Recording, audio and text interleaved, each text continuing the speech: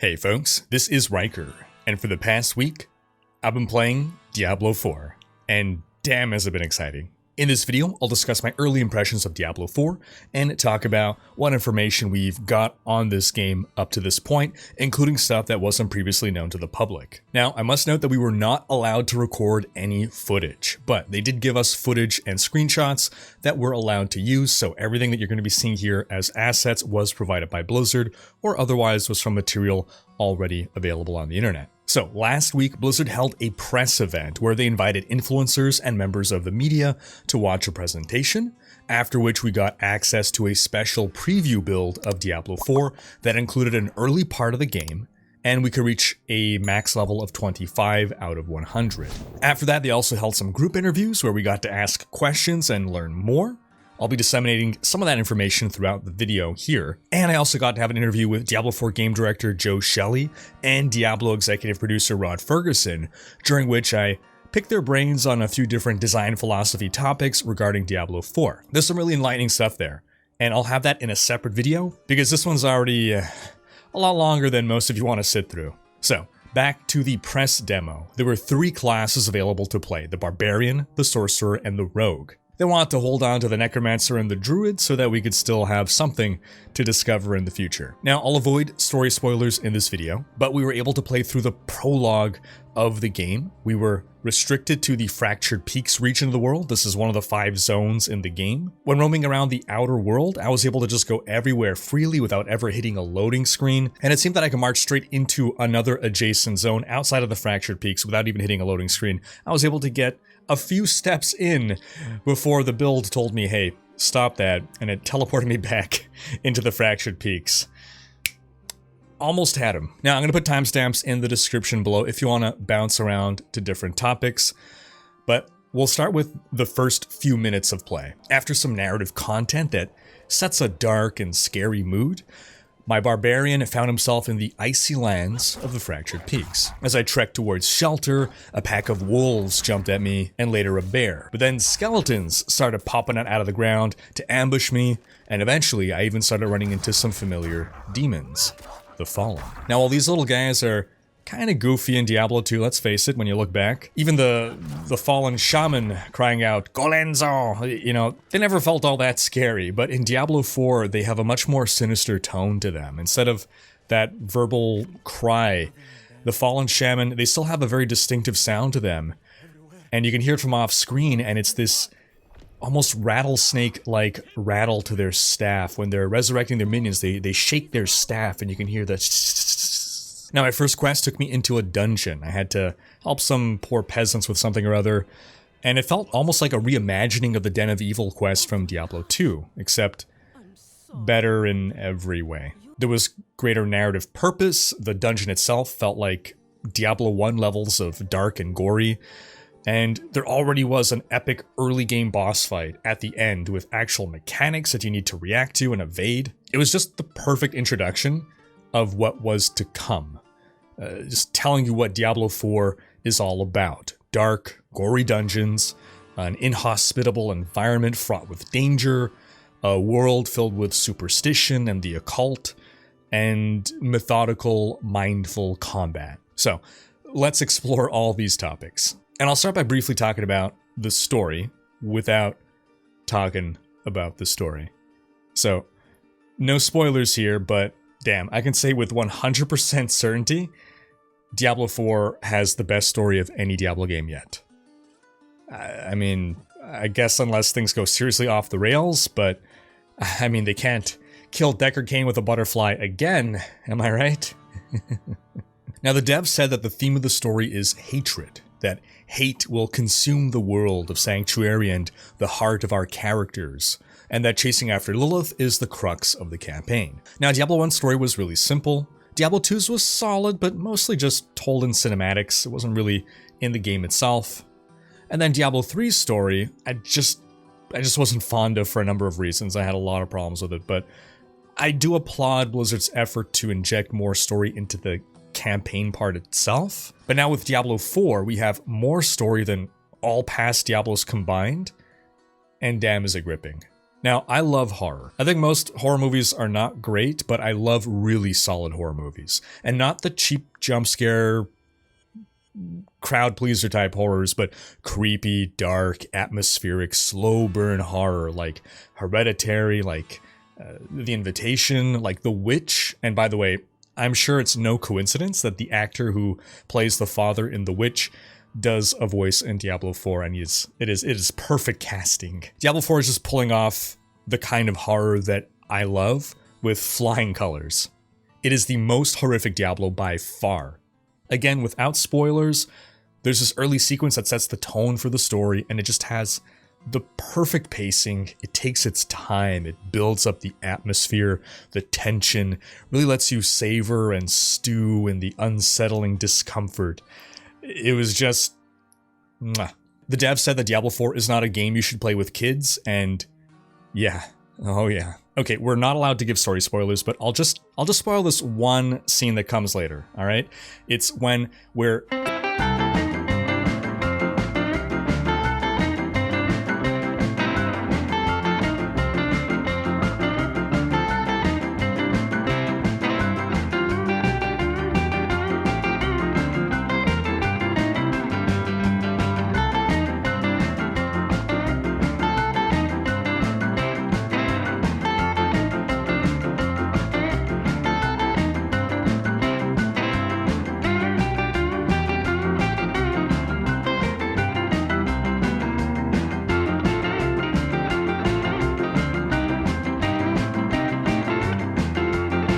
But man, is it going to be so great when you folks get to see it for yourselves. Such an atmospheric scene that it stays with you, it haunts you. Overall, the story gives us characters with character.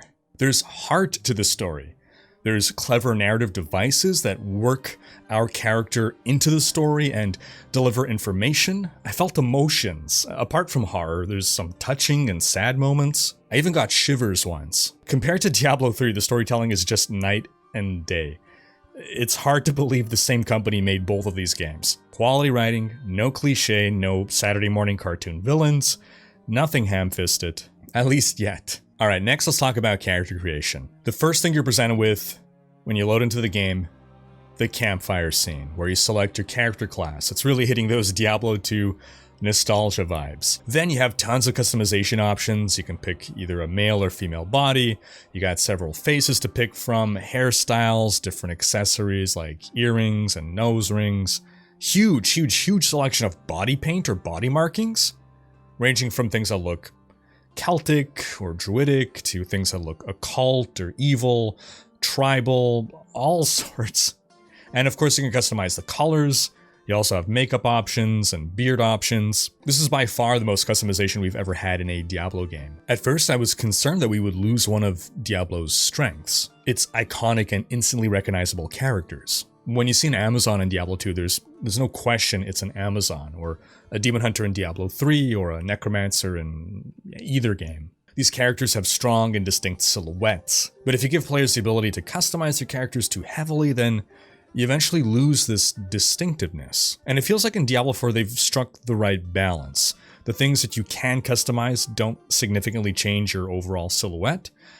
For instance, you can't make a skinny barbarian or a wide and muscular sorcerer. So you get to personalize your barbarian, but it's still clearly a barbarian. And this is of course helped by the armor pieces and transmogs that are themed to your character class, just like in past Diablo game. So the same armor piece worn on a different class looks different and appropriate to that class. Whenever you salvage an item, you unlock its transmog, and you can then freely dye it whatever color you want. But the colors aren't bright and garish, they fit within the color tones of the game. So, once you've made your character and you load into the game, you don't feel railroaded to go through the story. It's always clear and obvious what you need to do to progress on the main story questline, but the world is just full of a variety of side content to do, and you can easily get distracted in the open world for hours before rerouting to the main story. So what is there to do? Well, first off, you got side quests that pop up at different times in different places in the world. There are multiple towns and camps to visit and even unlock,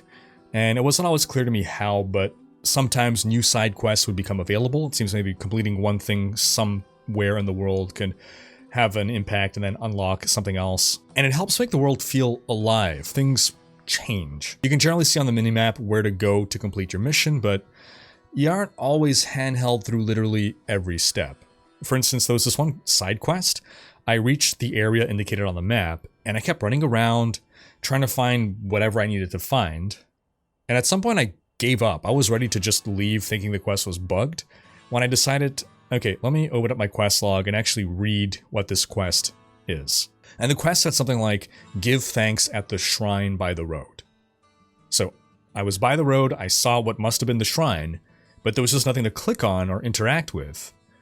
And then I had an idea. Okay, I brought up my emote wheel, saw give thanks as an option, and then bam, quest complete. This kind of thing, though, is definitely the exception rather than the rule. Most quests don't require reading the instructions. Now, apart from the quests, there are also these different pop-up events in the world. You'll be heading towards your quest or whatever, you're just out in the world, when suddenly you see something spawn in the game world, indicated on the minimap, you head towards it, and then it's some kind of random event like kill monsters near these 3 ritual altars to fill the altars with blood within a given time limit. And then you have 2 objectives, a basic objective and a mastery objective. And if you complete both, you get more rewards than if you just complete the first objective. Then there's also dungeons to do, both mini dungeons that are basically just one room, as well as full-blown dungeons with complex objectives and with a final boss fight at the end. There's even treasure goblins you can run into, always something that makes you want to stop and chase after these little buggers to get their juicy loot drops. Then there are altars of Lilith hidden away in the world. If you find one and click on it, you gain a permanent buff to all your characters, all of them. For instance, the first one I found gave me a permanent health buff. So there's clearly some collection game that you'll be involved with. You're eventually, hopefully, gonna want to find every altar of Lilith hidden away in the world. Another activity in the world is strongholds. These are outposts that have been overrun by evil, and you need to clear them out via completing some objectives within them. Once you've done so, they are permanently transformed into something more beneficial to you in some way.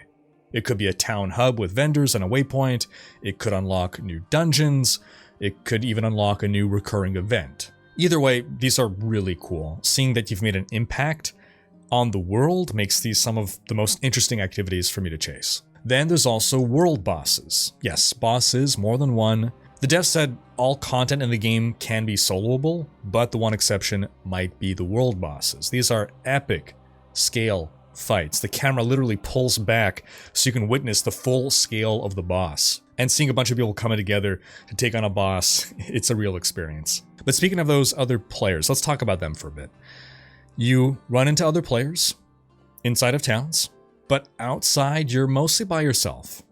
You can invite up to 3 people into your party, so max party size is 4, like Diablo 3. But outside of that, you'll mostly run into other players during pop-up events, since these will attract other players in your area. The dev said that within a given zone, there's generally 6 to 8 players instanced together, but that doesn't mean they're going to run into each other. They can all be in different corners of the zone. If all those players happen to be in parties, then the number of players can go up to 12 per zone, but the devs say this really is not going to be a common scenario. You'll generally be mostly isolated. The devs said that they want players to group up naturally rather than have some specific reason to group up. In other words, there's a pop-up event, players come together, they collaborate to complete the event, and then they part ways thereafter. As someone who isn't into the whole MMO stuff and wanted a more isolated experience, it feels like we have a pretty good balance here. Now, all these different events you can do, including just exploring the areas of the map covered in the fog of war, all that contributes to something called the renown system.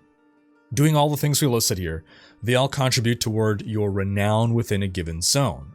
There's 5 levels of renown you can achieve per zone, and every completed level gives you a reward, like gold or skill points, extra charges on your potion, and some of the awards are even account-wide, applying to your other characters as well. So you can seek out this meta progression and keep track of all the stuff you haven't yet done. This also ties into the codex.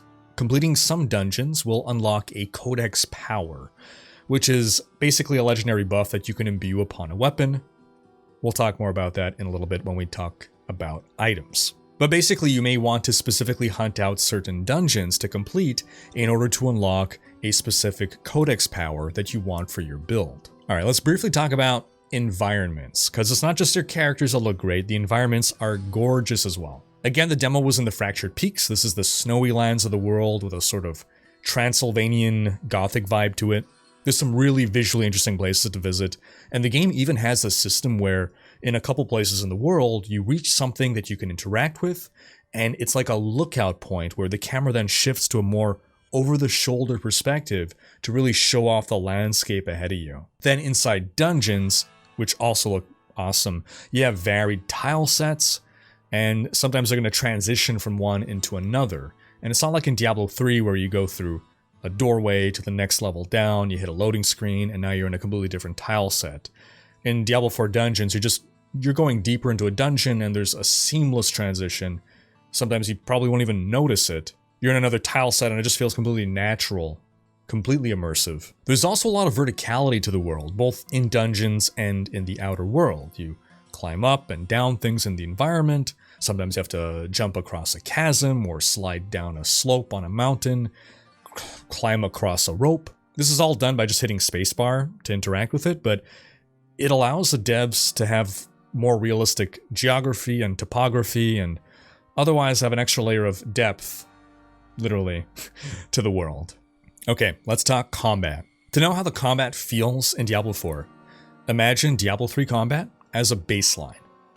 Now, think about only the early game Diablo 3 combat experience, not the level 70 zoom, blitz through maps. While you're leveling up, that pace of combat is slower.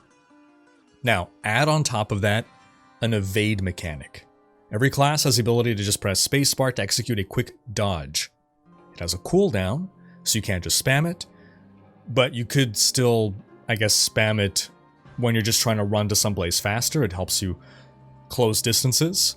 And this is actually an improvement over the evade mechanic from BlizzCon 2019. I remember there was a little route that happened at the end of the evade. So you would do the dodge, and then you would be stuck in place for a moment. And that was to basically punish you and not have you use it for mobility. I'm glad they removed that. Now you can use it for mobility, but you're playing a big risk game because you want to make sure you have it during combat. If you're just spamming it for mobility, then you might not have it when you actually really need it. And believe me, you will need it. Compared to Diablo 3, combat in D4 is more cerebral. You'll find yourself wanting to prioritize targets. Ranged attackers tend to hit pretty hard, and so you may want to run past the melee guys to take out the snipers. Time to kill isn't too long, you're still killing enemies in maybe a couple of hits, at least the easier ones. But it's just long enough to reward you for thinking. It's long enough to be able to make meaningful decisions, to have to react to monster mechanics, but not long enough that it feels like the combat is dragging on. Elite enemies have affixes, of course. Some are familiar from past Diablo games.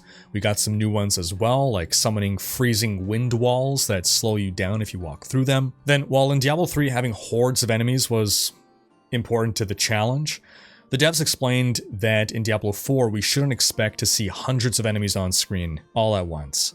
They want the pace of combat to be different, they want to focus more on monsters having intentional attacks that we need to account for with our evade. And they really do seem to have succeeded with that. When I was in combat, I really felt like I wanted to save my evade in order to dodge enemy mechanics. And I hated myself every time I used my evade just to move faster and then I didn't have it. It was on cooldown when I needed to dodge an attack. This is sometimes true even for just regular enemies. You sometimes want to dodge just regular enemy attacks. It's always true for elite enemies, and it's absolutely essential to survive boss fights. Your potion management also becomes important in combat. Now, I'm generally very critical of potion systems in ARPGs. I tend to dislike them pretty often, but I'm satisfied with Diablo 4's system. It works as follows. You have one button that you hit to use your potion. Your potion has a number of charges, which can be increased over time, but potions operate more like Diablo 3 health globes, except with the ability to store them for later. So a health potion drops and you grab that and that fills up a charge, assuming you're not at full charges. And you get these health potions to drop by killing enemies or damaging bosses. So it's not like just wait 30 seconds and your potion comes back, you have to be fighting in order to replenish your potions. So in a boss fight, you see the boss's health bar and there's ticks at different health percentages. Once you lower the boss's health past a tick, that drops potions. So You need to carefully manage your potion use in order to ensure you have enough potions to last you throughout the full fight, or you're gonna die. And speaking of dying, the game is not easy. At least on veteran difficulty. Depending on your class and build, you likely will find yourself challenged at times. And death has a steeper penalty than in Diablo 3. In addition to taking durability damage to your gear, you respawn all the way at a checkpoint rather than at your corpse, so death will set you back, possibly to the start of a dungeon. Alright, now let's talk about the classes. I got to play a bit of each. Rogue was my favorite, but that's no surprise. That's my playstyle. I love highly mobile ranged classes, but I did enjoy the barbarian and the sorceress as well. They all played really well. And for each class, I felt like I could explore various class fantasies. For the rogue, I felt like I could be a pure ranged build, I could be a pure melee build, or a hybrid of the two. I felt like I could be a sneakier ninja rogue or a more in-your-face swashbuckler. For the sorceress, I felt I could be an ice build, or a fire build, or a lightning build, or even a hybrid build. Overall, I felt like I can spend hours just theory crafting builds based only on the skills without even factoring in gear yet. It feels like there's enough options to ensure that two players who create similar builds are unlikely to create identical builds. So two lightning sorceresses could end up being very different from each other. Then each class has a different special ability. For the sorceress, it's the enchant system. You can eventually select up to 2 skills to put in your enchant slot, which basically makes them trigger passively. So this is another way of saying that sorceresses basically get 2 extra skills in their build. Then for the rogue, you get to pick one of 3 specializations that each offer a different playstyle or build options. Some of the specializations require more active play, others are passive buffs. The rogue is also able to equip more weapons than the sorceress. The rogue equips 2 one-handed melee weapons, plus 1 two-handed ranged weapon. Whenever you activate a melee skill, you automatically swap to the melee weapons, and when you use a ranged skill, you automatically swap to your ranged weapon. But this means that you have 1 extra item slot than the sorceress, so the sorceress gets 2 extra skills, and instead you get an extra item, meaning an extra juicy legendary power. Then the barbarian gets the arsenal system, which does a couple of things. First off, the barbarian gets yet another item slot on top of the rogue, so the barb can equip 2 one-handed weapons and 2 two-handed weapons. So he gets more item slots than anyone. Then you can assign specific skills to be used with specific weapons. Now, many skills have requirements like must use a bludgeoning weapon, or must use a two-handed weapon, or must be dual wielding. So sometimes you don't have much of a choice, but other times you're more free to pick what weapon you want to assign to what skill, or vice versa. So this is something extra that the rogue doesn't have. On top of that, by using different types of weapons, like one-handed sword, two-handed bludgeoning, you get better with that class of weapons, unlocking additional bonuses when using that type of weapon.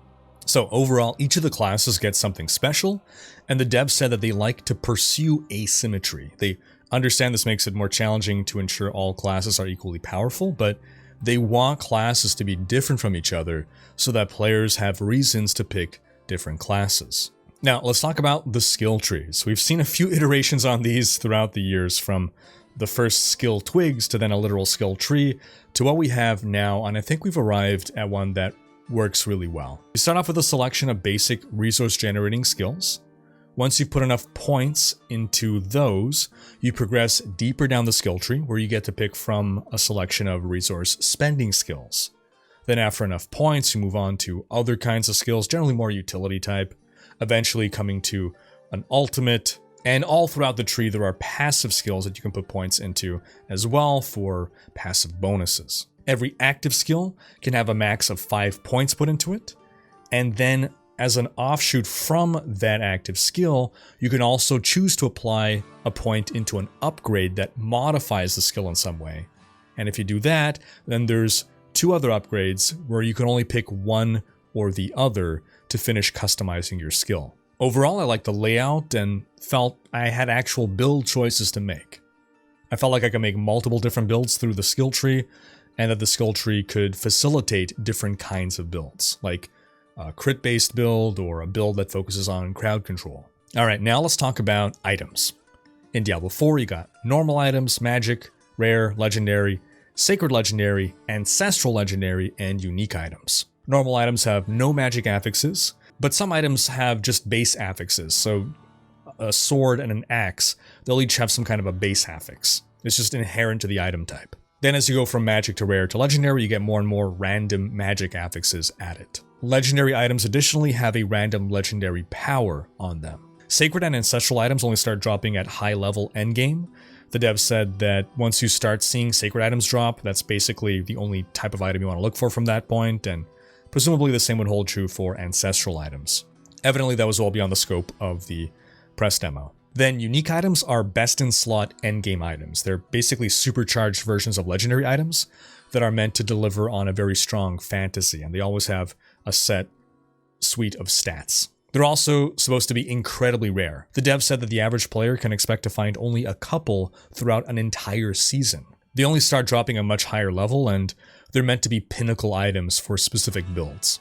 This is exciting to me because it sounds like the God drop, which is something that I've been hoping to see in Diablo 4. We had these in Diablo 2, the drops that are super rare and make people rip off their shirts in excitement, and Diablo 3 just doesn't have that. Speaking of drop rates for legendaries, the drop rate did seem quite low. I heard more than one person say they reached level 25 without ever seeing one drop, and the devs confirmed that they want to keep drop rates low for legendaries, especially at lower levels. Now you may be wondering, what about set items? Well, Diablo 4 is not shipping with set items. The devs have confirmed this. They may return in the future though. The devs felt that set items guided players too strongly, and they preferred to develop the game in a way that allows players to have more flexibility. Okay, let's talk about legendaries a bit more. Let's say you have an item with a legendary power on it. You like that power, you want to keep it, but you find a better base item. Well, you can extract the aspect from the legendary item, this destroys it, and it creates a one-use consumable called an aspect that holds the legendary power on it. You can then take that aspect and put it onto either a rare item, which will turn it into a legendary with that power, or you can put it onto an existing legendary, in which case it's going to override that legendary power. Now remember how we spoke about the codex earlier? Well, the codex powers are basically infinite use aspects. Once you've unlocked a codex power by completing a dungeon, you can always imprint that power onto a rare or a legendary.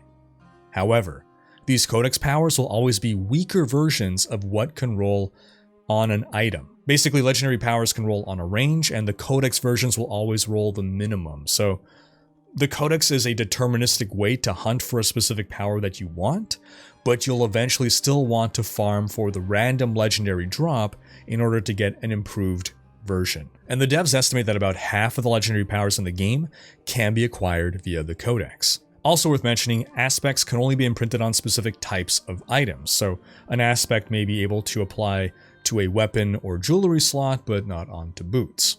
So there's decisions again to be made here. Now, there's two other ways to improve gear. There's the blacksmith and the occultist. The blacksmith can upgrade your gear a certain number of times at the cost of crafting materials and gold, and this is going to boost the item's base stats plus its affixes. Then the occultist lets you reroll one affix on an item into either a better roll or another random affix, much like the Mystic works in Diablo 3. So basically the gearing game in Diablo 4 will be hunt for a good base item, then use the occultist to reroll it to be even better, then upgrade it at the blacksmith, and then slap a legendary aspect on it. The dev suggested that the best endgame base items will actually be rare items that you will turn into legendaries rather than straight legendaries themselves. And that's good news for trade. So this is how trade works. Legendary and unique items cannot be traded. Legendary aspects cannot be traded. Items you've enchanted at the occultist cannot be traded. But pretty much everything else can be traded. So the devs envision there being a trade scene that revolves around trading really high-end rares to turn into legendaries. And it seems like Diablo 4 has a smart loot system. Most of the items that I got to drop were for my class, but not all of them. Some items were unusable by my class. Drops are also personal. You don't have to fight for loot. You only see your own drops. There's a lot of gold sinks in the game, so gold should be a strong baseline currency, at least when the game launches, before the community figures out whatever the Stone of Jordan of Diablo 4 is. Now, the game, of course, also has a variety of gems, which seem to offer more interesting choices than in Diablo 3. You can upgrade gems, and you can remove them from items. Rune words, however, are gone. There's another currency in the game apart from gold, obols, which cannot be traded. These are like blood shards from Diablo 3. You get them by completing certain events in the game, and you can gamble them like blood shards for a chance at good items. There's a ton of different crafting materials to collect, some from salvaging items, some by collecting them in the open world, like grabbing herbs. Herbs in particular can be used at the alchemist to upgrade your potions. I like that that's an extra vector of progression and needing to... You gotta upgrade your potions rather than just buy better potions. At the alchemist, you can even craft elixirs, which grant 30-minute buffs, like increasing your dodge chance by 5% and XP gain by 3%. I'm not a fan of this, but MMO players seem to like this stuff. Okay, we've been talking for a long time. Let's finish up with some miscellaneous stuff here. Diablo 4, just to reiterate, will be cross-play.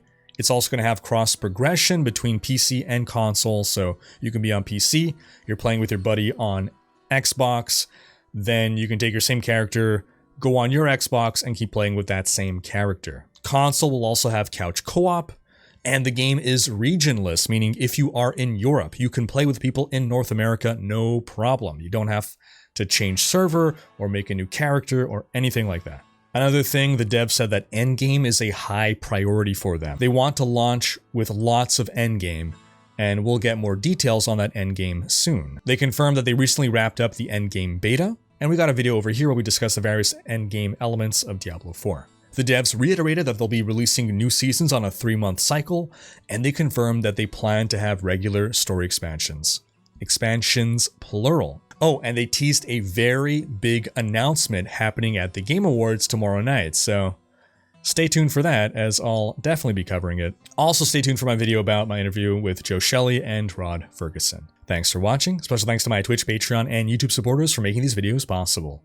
If you like what you saw on this channel and want to support the creation of more content, you can consider pledging on YouTube or Patreon, and unlocking behind-the-scenes content, monthly virtual hangouts, and more. If you enjoyed this video, please share it. Check out these other videos, and subscribe to join Riker's Raiders for more Diablo content.